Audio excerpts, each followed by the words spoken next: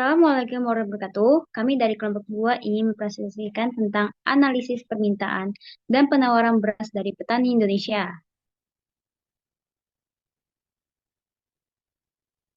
Ada beberapa kelompok dan ketua. Ketuanya diketuakan oleh Sabrina Rahma dan beranggotakan dengan Ahmad Fauzan Al-Ghifari, David Akbar Rozik, Delonda, Muhammad Gustaf Aulia, Risa Andriani, Raden Ibnu Haza Asqalani. Latar belakang beras adalah komoditas pangan utama di Indonesia dan menjadi makanan pokok penduduk Indonesia. Slide selanjutnya akan dijelaskan dengan Ibnu. Perumusan masalah, memastikan ketersediaan beras, strategi untuk memenuhi permintaan masyarakat yang tinggi di Indonesia, faktor-faktor efisiensi distribusi dan penjualan beras, identifikasi faktor yang mempengaruhi distribusi dari produsen hingga konsumen akhir, pengaruh saluran penjualan terhadap aksesibilitas dan harga, analisis dampak pasar tradisional, supermarket, dan platform online terhadap akses dan harga beras bagi konsumen.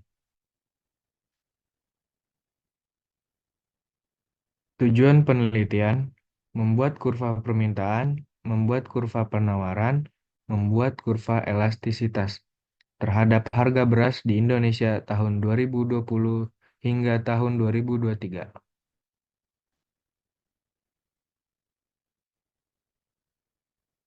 Berikut data yang akan kami sampaikan mengenai data beras Indonesia tahun 2020 hingga tahun 2023.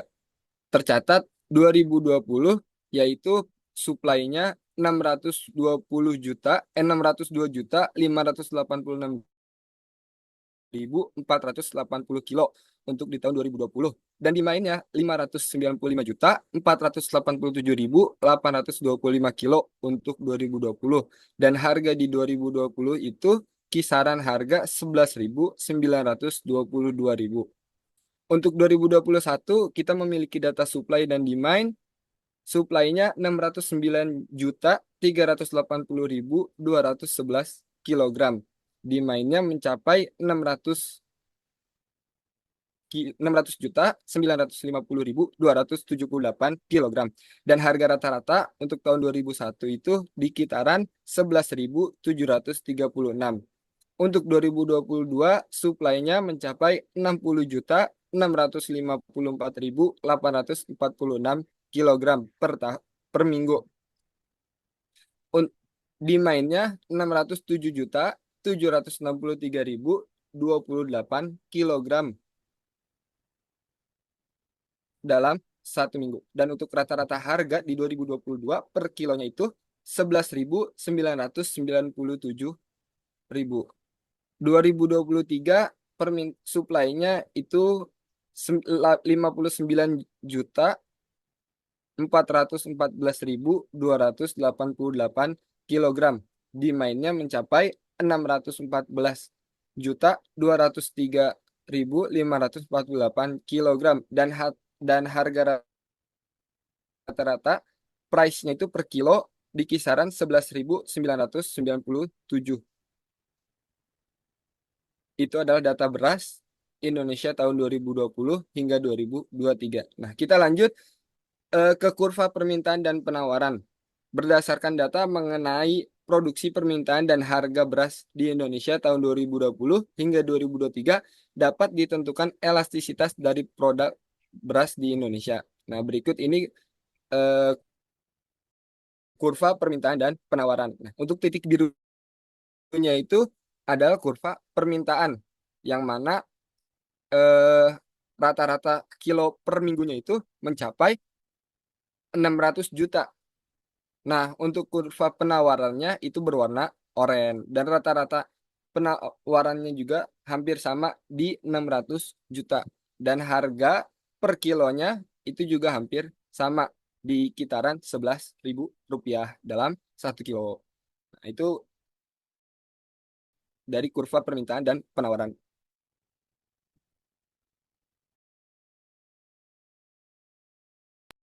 Nah, tadi David udah jelasin nih gimana datanya dari supply, demand, sama price-nya. Gimana cara kita ngitung elastisitas dari si supply-nya? Ini ada rumus, bisa teman-teman lihat di sebelah sini. Ada rumusnya bahwa ini ya, bisa teman-teman lihat rumusnya.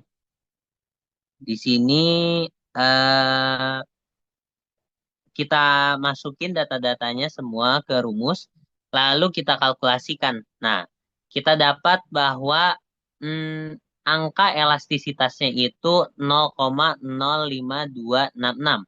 Artinya tidak elastis. Kenapa? Karena kita ada pengukuran bahwa di atas satu itu sangat-sangat elastis dan di bawah satu itu tidak elastis. Jadi kesimpulannya supply dari beras itu tidak elastis atau kita bisa sebut inelastis gitu. Lanjut.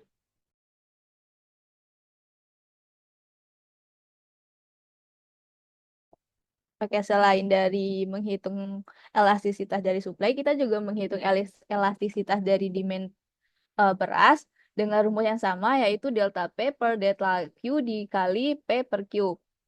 Untuk untuk price-nya kita mengambil data harga awal di 2020 dan harga akhir di 2023. Dan untuk kuantitasnya juga sama, di kuantitas awal kita mengambil 2020 dan kuantitas akhir di 2023.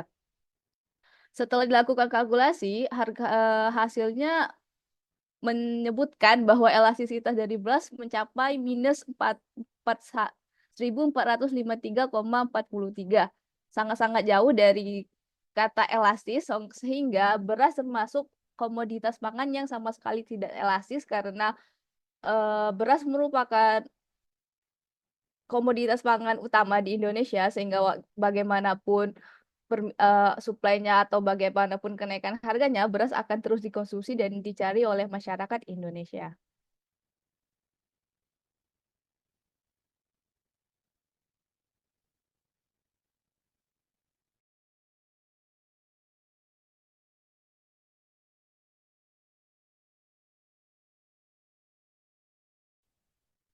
Lalu kesimpulannya adalah beras merupakan produk yang tidak elastis baik dari segi permintaan maupun penawaran di Indonesia. Ini berarti bahwa perubahan harga tidak signifikan mempengaruhi jumlah beras yang diminta atau ditawarkan. Hal ini ditunjukkan oleh nilai elastisitas yang dihasilkan yang berada di bawah satu untuk baik permintaan maupun penawaran.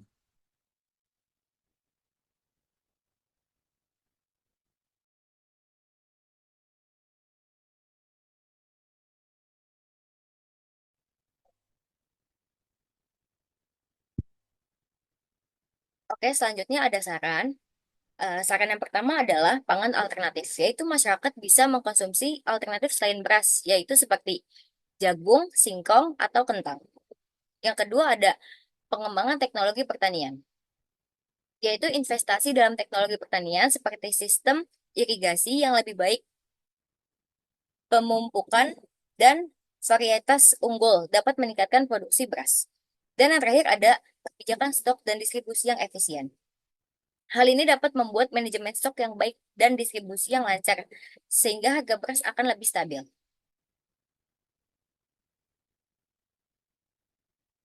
Oke, terima kasih. Sekian dari presentasi kelompok kami. Semoga bisa bermanfaat penjelasannya. Kurang lebih mohon maaf. Assalamualaikum warahmatullahi wabarakatuh.